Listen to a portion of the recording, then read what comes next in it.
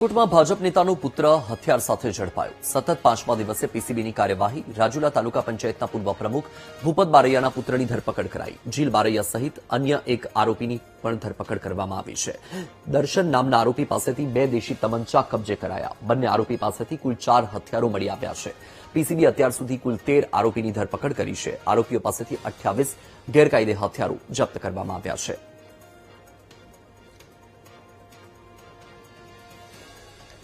વધુ માહિતી આપી રહ્યા છે સંવાદદાતા શનિ.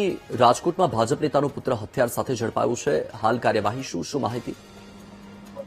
વાત કરવામાં આવે, રાજકોટ પીસીબીને સતત 5મા દિવસે હથિયારો સાથે આરોપીઓ પકડ્યા છે. ભાજપ નેતાનો પુત્ર વેપન હથિયારો સાથે ઝડપાયો છે.